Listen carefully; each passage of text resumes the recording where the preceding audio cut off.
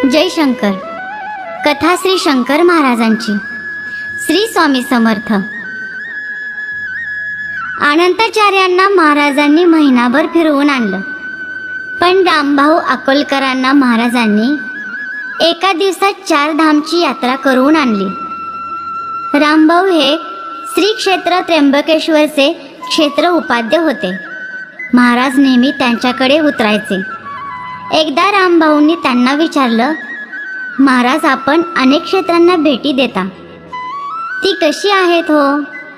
मला ती पाहावीत असं फार वाटतं, पण काय करणार, मी पडलो क्षेत्र उपाध्य.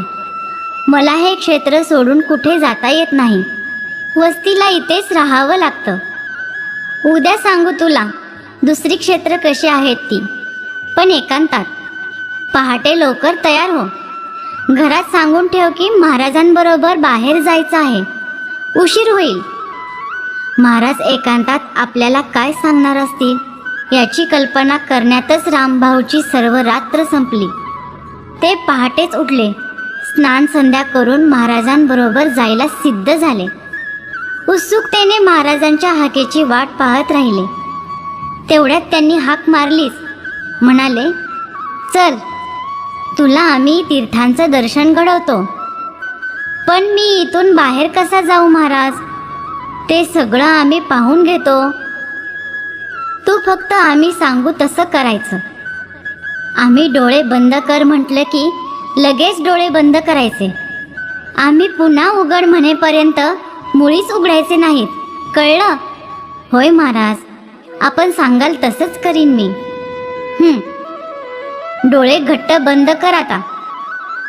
आज्ञेप्रमाणे रामभाऊनी डोळे मिटले. थोड्याच वेळात त्यांचे जमिनीवरचे पाय सुटले. त्यांना जाणवलं की आपण आकाशातून उडतो आहोत, एखाद्या पक्षासारखे. थोड्या वेळानं महाराज म्हणाले, उघड डोळे. रामभाऊनी डोळे उघडले आणि त्याचा विश्वासच बसेना डोळ्यांवर, कारण ते चक्क हिमालयावर आले होते. हिमाच्छादित शिखरे पाहत होते. हे बद्री केदाराचं मंदिर बघ.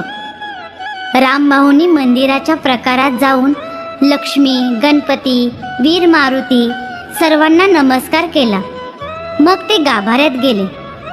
सिंहासनावर बसलेल्या काळ्या पाषाणाच्या, पद्मासन घातलेल्या, ध्यानमुद्रा धारण केलेल्या चतुर्भुज विष्णूच्या सुंदर मूर्तीचं दर्शन घेतलं. त्याचबरोबर महाराज म्हणाले, चल, मिट डोळे. रामभाऊंनी डोळे मिटले आणि पुन्हा आकाशात उड्डाण केलं. खरं तर हिमालयातल्या थंडीनं त्यांना हुडहुडी भरली होती, पण ते बोलले नाहीत.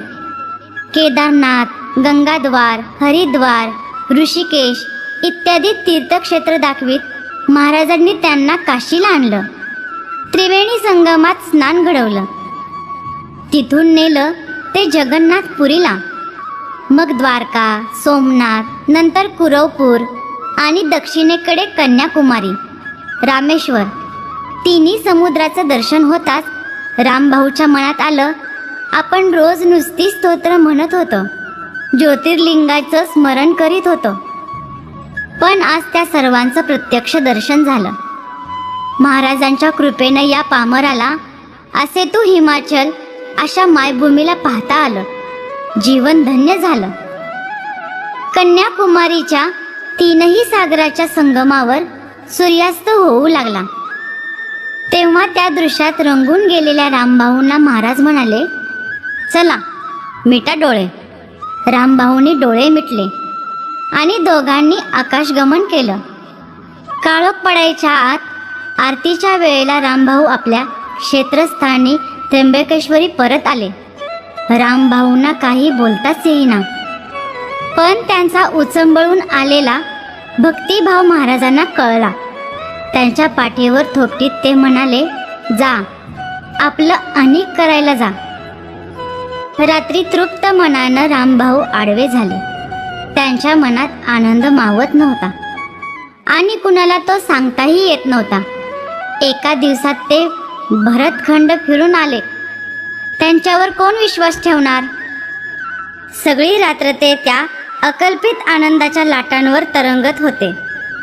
काल कालच्या रात्री कल्पनेनं झोप आली नाही आणि आजच्या रात्री अलौकिक अनुभवांच्या आठवणीनं झोप नाही. जय शंकर.